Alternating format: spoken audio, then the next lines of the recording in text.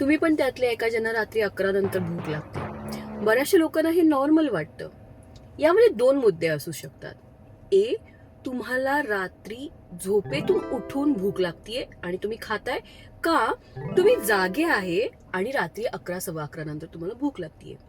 Second कंडिशनमध्ये तुमची body confuse वाटते की रात्र झालीये, पण अजून तुम्ही जागे आहे म्हणजे काहीतरी प्रॉब्लेम आहे. मग इथे एक हॉर्मोनल इम्बॅलन्स दिसायला लागतो. हॉर्मोन ग्रेलिन तुम्हाला भुकेसाठी गरजेचं असतं ते वाढतं आणि हॉर्मोन लेप्टिन जे तुम्हाला सटायटी देतं, म्हणजे पोट भरलंय हे हे सांगतं, ते कमी होतं. या कंडिशनमध्ये तुमच्या बॉडीला असं वाटतं की तुम्हाला परत भूक लागली आहे. पण यामध्ये तुम्ही ताट घेऊन सगळं अन्न वाढून जेवण्याची प्रोसेस आणि मग ते अन्न पचवण्याची प्रोसेस, एवढ्या बॉडीकडे वेळ नसतो. म्हणून इथं तुम्हाला क्रेविंग होतं एम्प्टी कॅलरीजचं. Empty calories in the form of fast food, chips किंवा मेजॉरिटी स्वीट्स आणि चॉकलेट्स.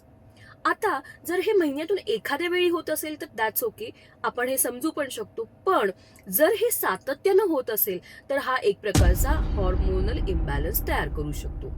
या कंडिशन्समध्ये फक्त मेडिसिन नाही, लाईफस्टाईल मॉडिफिकेशन्स पण गरजेच्या असतात आणि म्हणूनच या प्रकारच्या कंडिशन्सना होमिओपॅथीमध्ये आम्ही ऑब्स्टॅकल्स टू क्युअर असं म्हणतो.